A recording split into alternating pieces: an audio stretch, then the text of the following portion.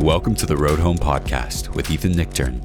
Join Ethan as he and his guests explore the Buddhist path as it relates to art, culture, activism, politics, Western psychology, and more. If you'd like to support Ethan's podcast, please visit BeHereNowNetwork.com/Ethan. Hi, everybody. Welcome to the Road Home podcast. This is Ethan Nichtern, and I'm excited for this episode to be here with Chenxing Han, who is the author of the great new book, Be the Refuge, Raising the Voices of Asian American Buddhists. And it's already gotten a lot of really great reviews, including a starred review in Publishers Weekly that I just wanted to read as a way of introducing our guest. In this impressive debut, because now she's a writer full-time, which is something close to my heart, former Buddhist chaplain Han offers an illuminating analysis of the intersection of race and privilege within American Buddhist communities. So thanks so much for being on the road home. Thank you so much, Ethan, for having me. It's a pleasure. I always ask people, and I always say I should get a better first question, but to share, and somebody said it sounds like a comic book when I put it this way, but to share your origin story with the Buddhist path, with meditation, with however you got to be a former Buddhist chaplain, because you didn't grow up with it, right? You grew up in an atheistic house. Yeah, that's right. Yeah. One of my interviewees said you connect the dots in retrospect, which is kind of how it felt for me. So I wasn't raised in a Buddhist household. If anything, I inherited a kind of distrust of religion from my parents, who are atheists and who grew up, during the Chinese Cultural Revolution. So I weave the story of my spiritual journey throughout the chapters of Be the Refuge. It's not entirely a straightforward or simple answer, but to focus kind of on origins, I guess. After high school, I was really quite burned out and I decided to take a gap year. And I was primarily based in Shanghai during that time, but I also took some time to travel south. So I went to meet some relatives in southern China and also went to Hong Kong and Thailand and Nepal and Tibet. And I was just really struck by seeing Buddhism in so many different forms throughout these countries. I remember thinking, wow, if this religion can inspire so many devotees and can create such magnificent art and architecture, maybe there's something to it. And in college, I really started to explore Buddhism more in earnest. So both through reading and through visiting different Buddhist communities, primarily in the Bay Area. After graduation, I spent a summer in Cambodia with my partner at the time, now husband. And that was my introduction to Buddhist chaplaincy in a Cambodian context. I speak very poor. I don't speak Khmer, basically. So it was just a really humbling experience that made me really see the limits of my undergraduate education. And yeah, things sort of unfurled from there. So looking back, I now realize Buddhism is much more integrated in my life than I ever would have expected it to be. Mm-hmm. And so,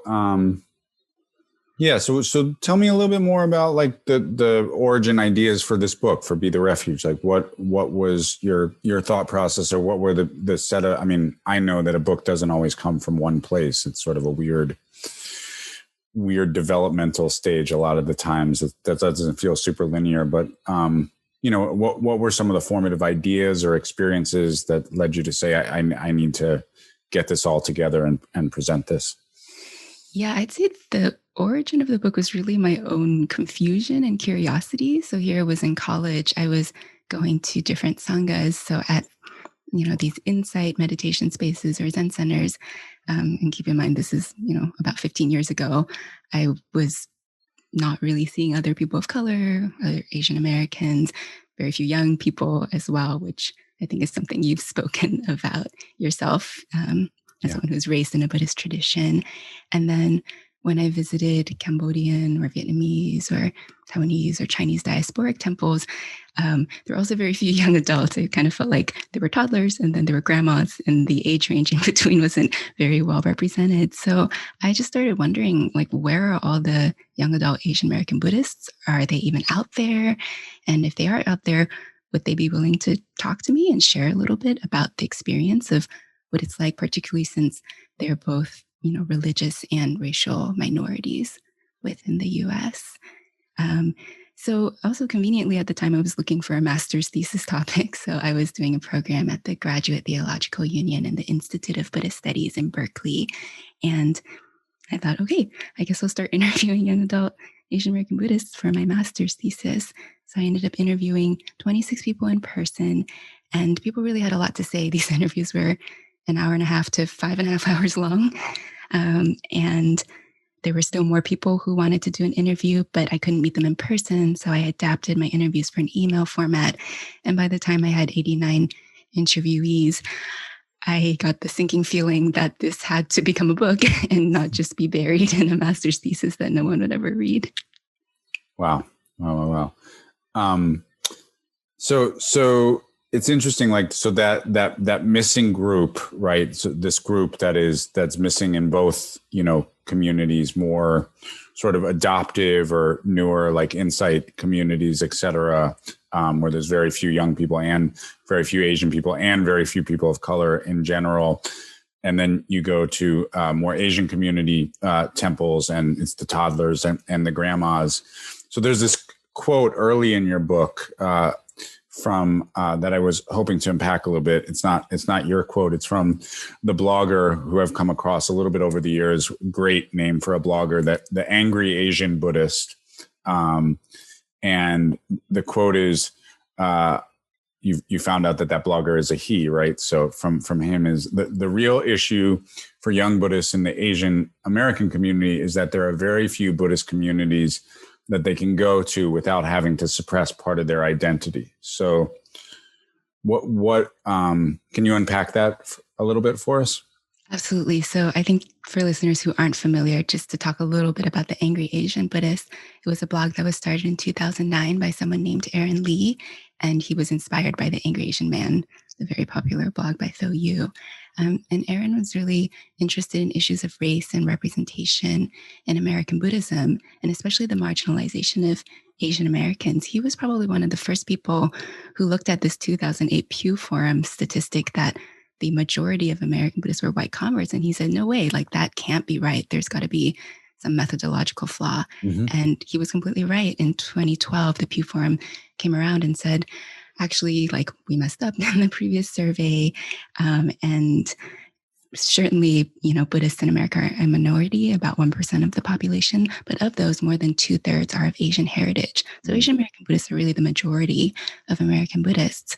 And what puzzled Aaron was, when you look at the English language mainstream media, that's not really the impression you get. When you look at who's publishing Buddhist books in English, that's not really the impression that you get. And, sadly, I'm speaking in the past tense because Aaron passed away in 2017 at the age of 34. And he's a huge inspiration for this book. The title is, in fact, indebted to him, and his voice is really woven throughout the book. So for this quote in particular, it still resonates, I would say. And I'd say, I think more broadly for people of color, for anyone who identifies as part of a marginalized community, it's not an uncommon experience when you're moving between a dominant culture and a non-dominant culture to sometimes feel that you can't fully express all of your cultural identities. And it's not I think code switching is inherently bad, right? I'm not going to speak to my in-laws in Shanghainese and Mandarin like I do with my parents. That's not going to get very far. But I would say that I think suffering really arises when people go to spiritual communities and they start to feel that, start to get cues that their identities are somehow seen as inferior, whether it's because they're not white or not heterosexual or not cisgender, able-bodied, healthy, or whether they're not dressing the right way or talking the right way or wearing their hair right, etc.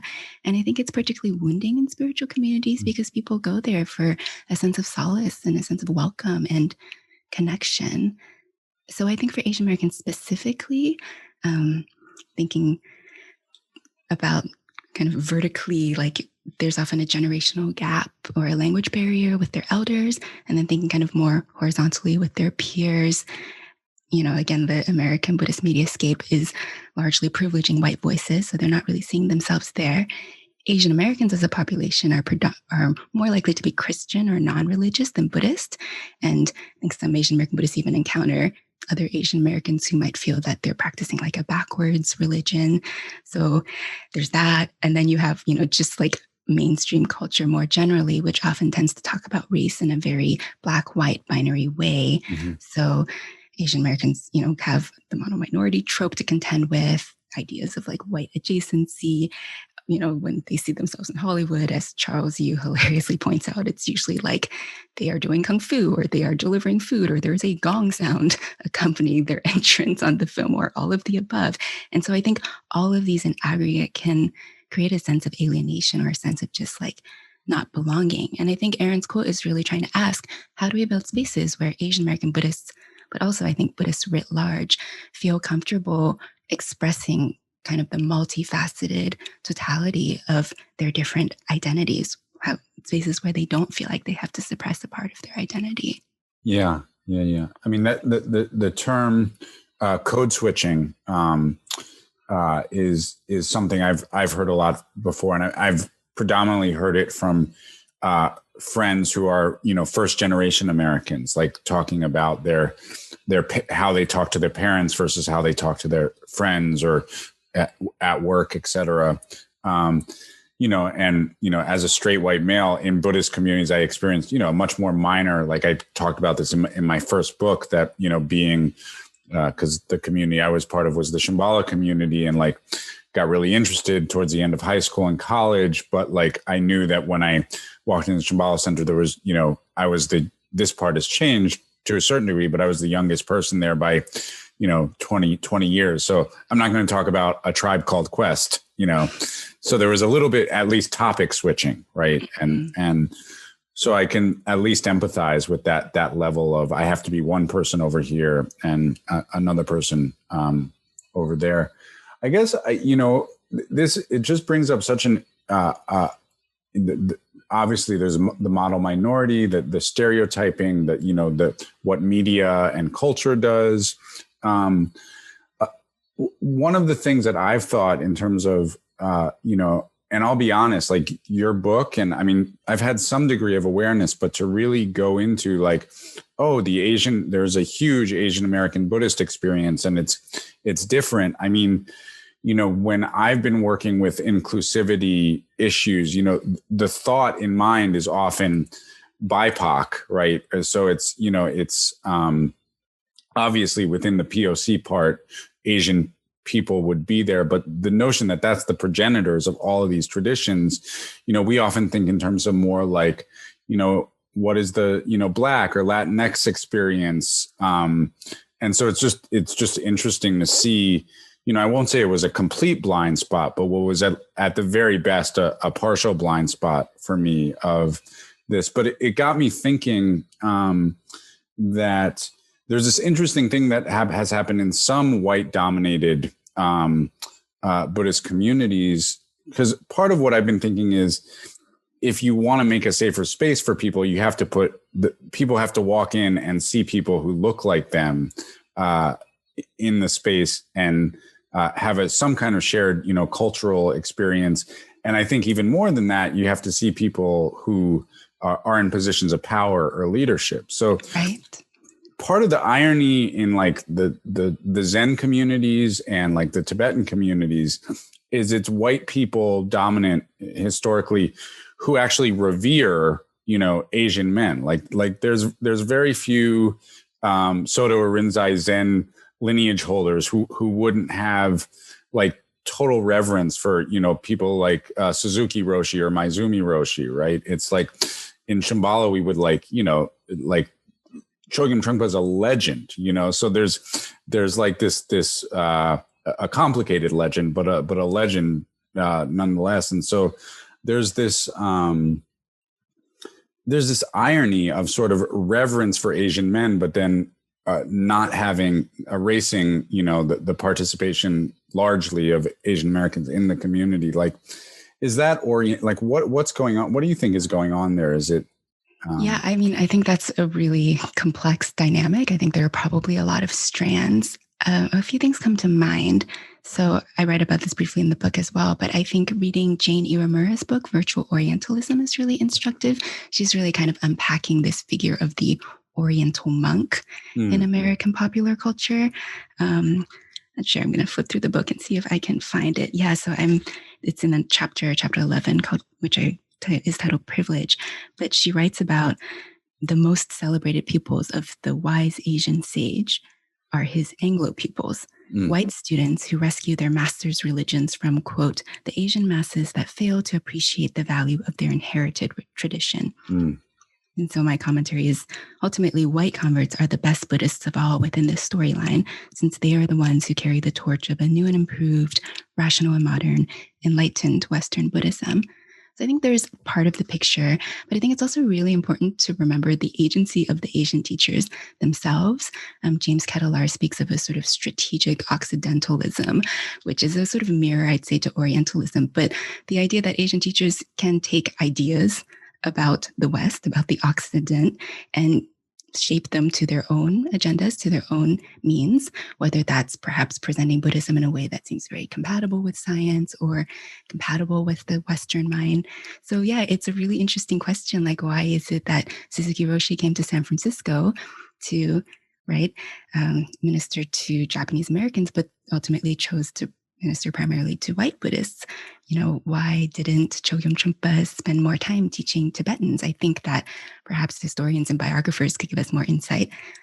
Since I'm neither, I probably shouldn't speculate too much more about that. But I also think there are counterexamples. So I think of communities that were based on Asian founders, Asian teachers, and that are now quite diverse, whether it's Thich Nhat Hanh's communities or Soka Gakkai International or, followers of His Holiness the Dalai Lama, of course, or, I have many friends in Chogi Nyima Rinpoche's communities. So I think there's also that piece. And if I were to think about my interviewees kind of across ethnic backgrounds, and I can remember like a Tibetan interviewee, a Vietnamese one, a Sri Lankan one, even someone who's Indian, who was raised Hindu, but became interested in meditation and mindfulness. They talked about being really appreciative, actually, of their parents' understanding of religion, insofar as it kind of taught them how to respect Buddhist teachers, but not fetishize them, not see them as these like perfect, infallible beings, not see Buddhism as this kind of politically disengaged or ahistorical or always peaceful, nonviolent religion. And there's just one quote that I really love by one of my interviewees, Shuba, that I think really gets to this point. And this is in the chapter titled Anger in the book. And Shuba said, I want Asian American Buddhists to talk about the realities of the culture, what is good and what isn't in their experience. I think these voices will give some much needed reality to the discourse. Sometimes I read these articles about sexual abuse in some Buddhist or Eastern traditions in Tricycle, and people dealing with this shock as if they didn't realize that abuse of power happens everywhere all the time. If Asian Americans were represented, I think the religion would take on more of the truth of every religion. People would have more stories, some positive, some negative, and Buddhism would take on less of this ideal view, less of a pedestal. Mm-hmm. So it's, in terms of getting back to the writing process, because the breadth of this book is really, very impressive, I have to say. And it's, as a writer, I think this is a very hard kind of book. Like you didn't give yourself an easy, you probably, my guess is, could have gotten a book deal,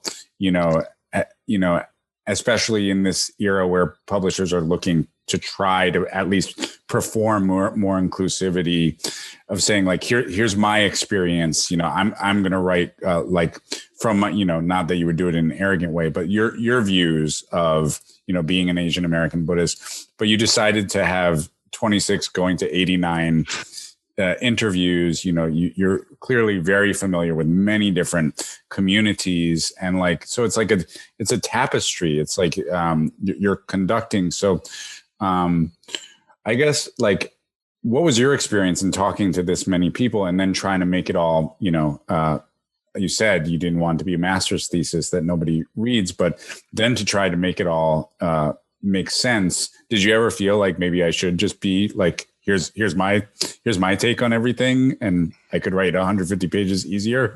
Well, I think my take was so shaped by the people I was talking to that I don't know if I actually could have written the book. I will also say that the publishing journey of this book, which I talk about in the book itself, was not easy. So, but people can read about that in the book. But the writing journey, for starters, I guess it was really fun and exciting to like meet so many people who wanted to talk to me. And especially, like I realized in retrospect, it was really a gift to have people to like think with these issues, not just like think about these people. And it was a little less fun to transcribe all 26 of those interviews. I got carpal tunnel doing it, but I did spend a lot of time just like sitting with their words and sitting with these recordings and really just taking them seriously and trying to see, taking a bottom-up approach, I'd say, kind of a grassroots approach of like what themes are emerging and then how can I weave these themes together. It was definitely challenging. It took many years to write this book. And right now I'm actually working on a memoir about Buddhist chaplaincy and grief and spiritual friendship. And it's a very different writing process.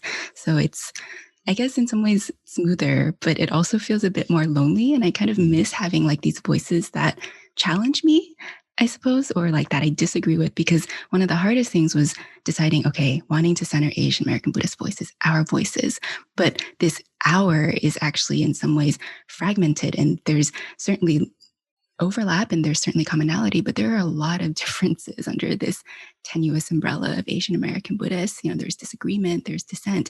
How do I make space for all of that and add enough of my own voice so that there's still some guidance for readers moving through, because there are really an enormous number of voices that are present in this book. And it's still only just the tip of the iceberg of what is Buddhist Asian America.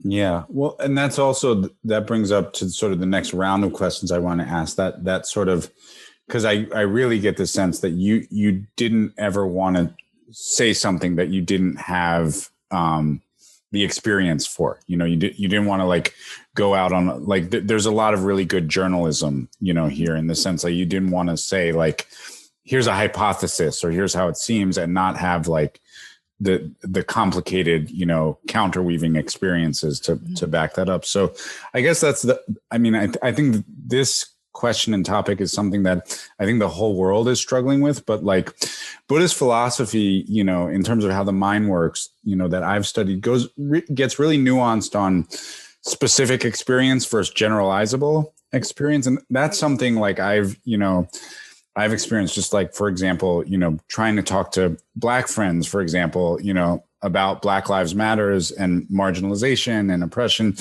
It's like, if you talk to 10 of your Black friends, and I always say, well, the first thing is, do you have 10 Black friends? But if you do, you might get some pieces of that are shared experiences, but you're always talking to 10 incredibly unique individuals too. So I guess like, how does that work with trying to like thread the general cultural or experiential generalizations of this group and also like, oh, I am talking to somewhat dissonant or unique or, subjective individuals at the same time. Did you have any tension kind of finding the themes that were generalizable?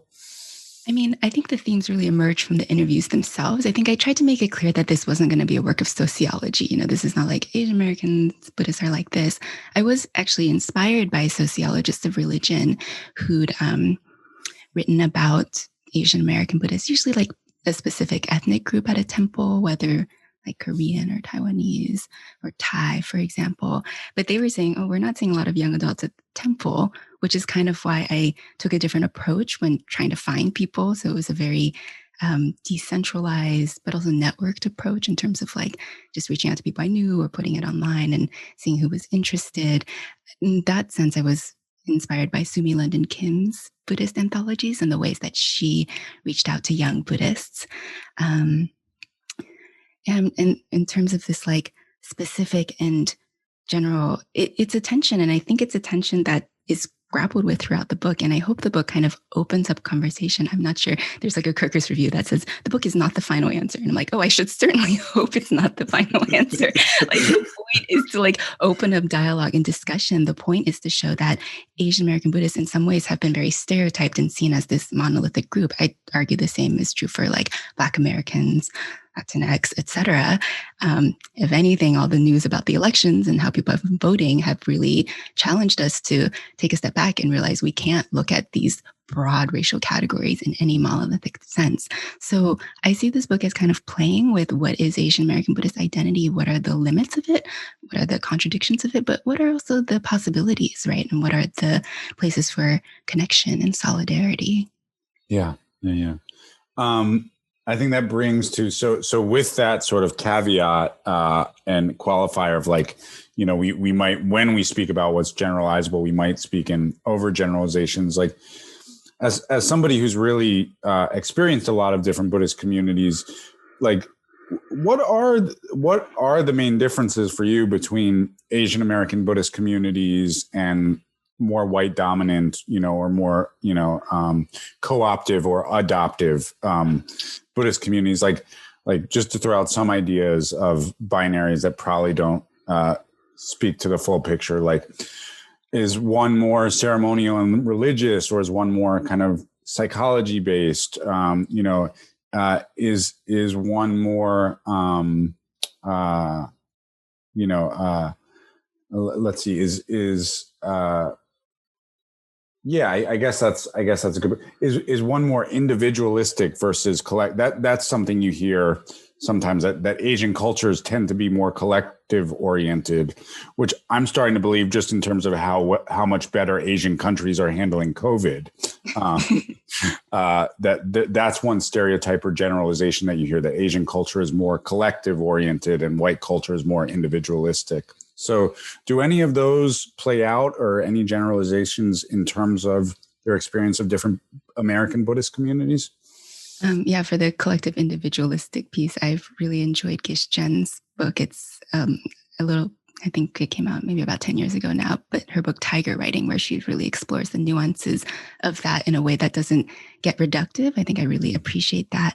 I get a version of this question a lot, actually. And I guess my first instinct is always to point out that in some ways the question replicates this two Buddhisms dichotomy that's really come to dominate the way we talk about American Buddhism. So this idea that you've got Asian immigrants and they're kind of in this ethnic enclave, and maybe they're like more devotional, or they're interested in ceremonies and ritual, and maybe they're more superstitious even, that kind of can devolve into some not so positive tropes. And on the other hand, you have white convert Buddhists, and they're more likely to meditate and be more rational, etc. And I guess for me and for my interviewees as well, I think we just would keep coming up to the limits of this kind of bifurcation of American Buddhism. Like, what about Asian American converts? What about our white Buddhist friends who feel very devotional in their practice? What about, the Sri Lankan interviewee whose dad has a very psychological orientation toward Buddhism? It becomes really hard to generalize. And I think there's even a questioning of some of these dichotomies themselves. Like, why don't we talk about meditation as a ritual or a ceremony? Like, you could argue doctrinally in Zen, it's just a ritual, right? So there are these complex questions, not to mention, of course, that we're leaving out all our, Black, Indigenous, mixed race, Latinx friends. So it's sort of like, where do we fit into this two Buddhisms bifurcation? I was just listening to Rhonda McGee, who I think you've had on this podcast before, in a conversation with Biko Nalio, and they were talking about, Buddhism really actually encourages to think beyond these sorts of dichotomies and bifurcations. And I'm hoping my book can push us towards that direction. So whether it's thinking more like generationally, or like intersectionally, or in a more culturally engaged way, in a more historically engaged way, that's what I hope that the book can move us toward, if that makes sense. Yeah, no, there's nothing about your book that I saw as reductive thinking. And I guess I would just add one piece. One major difference I do see is just simply in terms of language. But again, it's hard to generalize. Like, my husband, who is white but fluent in Thai and is a scholar of Southeast Asian Buddhism, knows a lot more of what's going on when we visit Thai and Thai diasporic temples than I do, for example.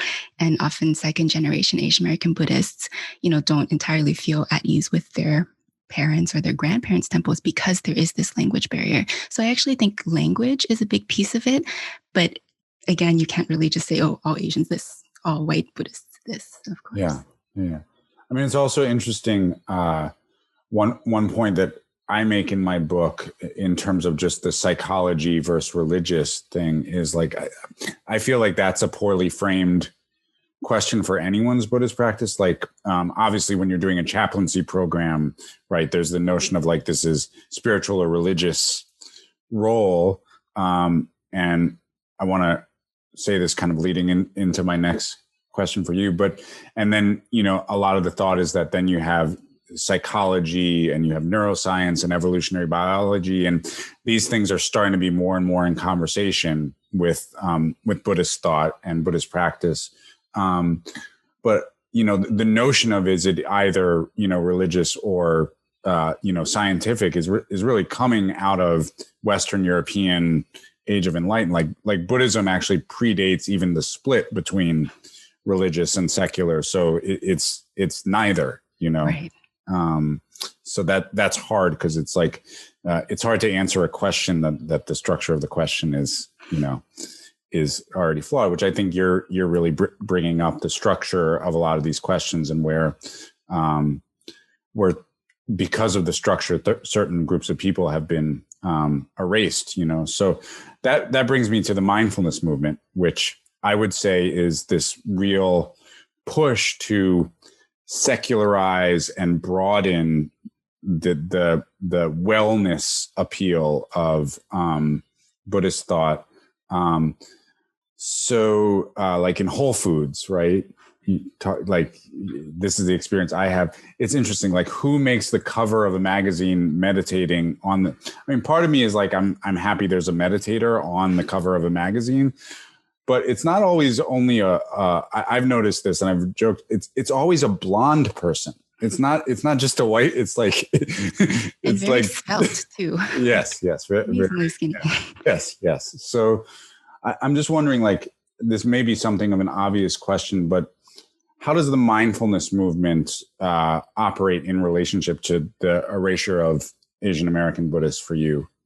Is that making it worse? Is it just this other thing? Some people think that popularizes some avenue into this way of thinking and practicing about the world. So ultimately, it's good for all Buddhist communities because at least it kind of gives people introduction that they can find. I don't know. What are your thoughts?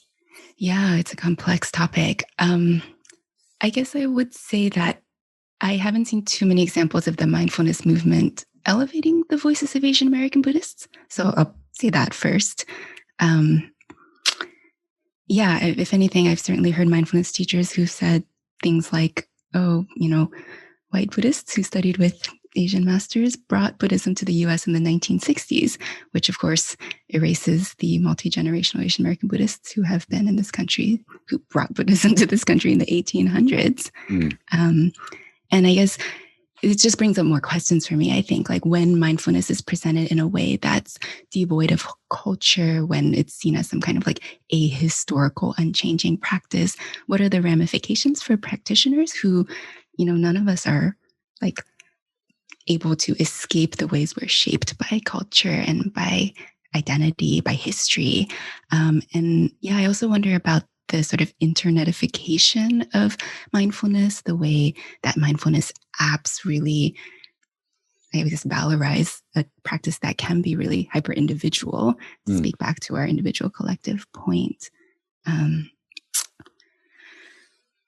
And I guess, what are the implications when mindfulness is part of a, $4 trillion wellness industry in some ways, when it's commercially viable to have retreats and trainings and apps. And I am genuinely happy that these, provide benefit to people and are of support to people. But I also wonder about what are the implications, even structurally, as well as, religiously or doctrinally for American Buddhism, when, Asian American Buddhists, I think, or Asian American Buddhism is not something that can be easily packaged and sold. It's like culture, like the people who created is always like messy and complex and not that easily distillable.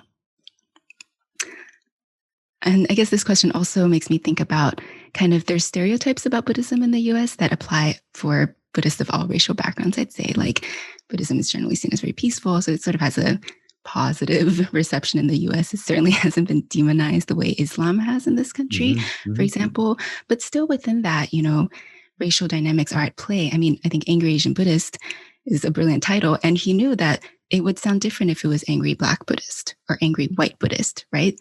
I have a friend who has Buddhist family members, but he doesn't openly identify as Buddhist. And he said to me once, it is a lot sexier to be Buddhist in this country if you are not Asian. And that really struck me. I thought about, this Oriental monk figure, some kind of like Yoda-esque, it's cute, but wise and kind of mysterious and also quite emasculated. Or you have this superstitious immigrant trope, they're just worshiping idols or something. One can understand why Asian Americans might not want to publicly identify as Buddhist. And that was the case for some of my interviewees as well, who were scared of being mocked or scorned or worse. I have this Google alert for Asian American plus Buddhist, and like pretty much nothing ever comes through. But recently, all it's shown is it's the news about the vandalization of Buddhist temples in Southern California.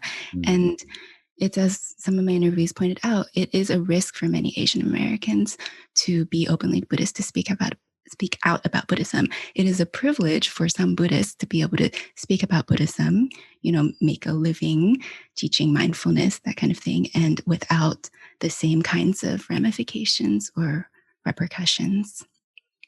So yeah, I guess to circle back to your question, I don't want to come across as saying like, oh my gosh, we shouldn't have mindfulness. But I think that it's more a contemplation about, when any single spiritual movement or practice is kind of advertised as the one or the best or the only, and sometimes at the denigration of other forms, what are the implications of that? Yeah. I mean, what do you see within all these themes and your knowledge of the Asian American and white dominant? And, there's one of the things that maybe it's not happening enough or fast enough, but just the last few years, I think an ironic gift of the Trump era within certain American Buddhist communities is at least the rise and elevation of certain BIPOC voices, which I think is really wonderful. Do you have a clear sense of like what future American Buddhism might look like? You talk about a pan-ethnic, pan-sectarian. I've often thought that just pan-sectarian will happen, that it won't be this, because, when you told somebody in Asia what type of Buddhism you study, you're basically just telling them where you were from, right? Mm-hmm. It's not like you could go to the Insight Center in Lhasa, that notion that you can actually grab, and there's a lot of teachers from different traditions who are starting to be more and more in touch with each other, and students who are, not just studying one or the other. That's starting to happen. So where is all this going? Are there going to be distinctive communities and lineages? Do you hope it all mixes together, or what does a good future look like? Maybe for American Buddhism? Yeah, that's a great question. I'm definitely not advocating like one Buddhism to rule them all. So I think that there's a lot of room for people who are grounded in specific tradition, but I think there are increasingly around the globe, right, people who practice in multiple traditions. And that's not necessarily like American exceptionalism is sort of nice to believe in, but when I'm in Thailand and I see the Guanyin and the Theravada Buddhist temples, or my friends who will just happily go to the Catholic temple as well, because, it's all kind of cultivating merit and they're very openly religious, or going to Vietnam and there's people practicing Mahayana and Theravada separately or even together, or among my interviewees, a lot of mixing. So I think you're right. That's already happening. It's just reflecting a kind of plurality that's already happening in the world.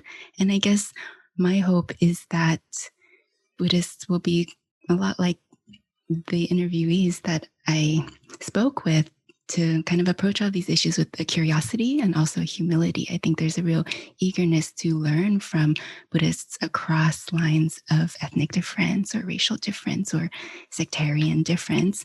And I guess what gives me hope, it's really hard for me to like say what the future will look like. I feel like I certainly didn't predict COVID in 2020. So, I mean, how are any of us going to know what the future looks like? But I guess what does give me hope is people, the artists, the activists, the teachers, the caregivers right now who are engaging in, broadly speaking, humanistic inquiry. And to me, Buddhism is in many ways a very human-centered religion insofar as it really celebrates the human experience, which is one of suffering, but also joy. And because of that, we have the potential for liberation. Mm-hmm. And it sounds like also you could maybe write along with your memoir, which I look forward to. You could write the Dharma of Lord of the Rings if you wanted to. That might be more up your alley, but the Dharma of the Princess Bride. I'm not. Yeah. I'm not really a Lord of the Rings fan. It's too. It's talk about white centered. We could get into that, but it's too Manichaean and dichotomous in its view of the world for me. More of a Star Wars fan, although you could say the same things about everything I just said about Star Wars. And I do like Yoda, anyway. How can you not like Baby Yoda? Just irresistible. He is irresistible and designed to be so. Well, I think sorry for that aside, but so I'm here talking with author Chenxing Han, who has written this really great new book, Be the Refuge, Raising the Voices of Asian American Buddhists. It's out January 26th. And Chenxing Han, ChenXinghan.com is her website. So please do go check her out. And thank you so much for speaking to me. It's really awesome to hear the depth and breadth of your knowledge on this topic, and feel like I have a lot to think about in terms of my blind spots for sure. Thank you, Ethan. It's been really fun, and thanks for your really thoughtful questions. So for the Road Home podcast, this is Ethan Nichtern, and we'll see you next time. Bye-bye.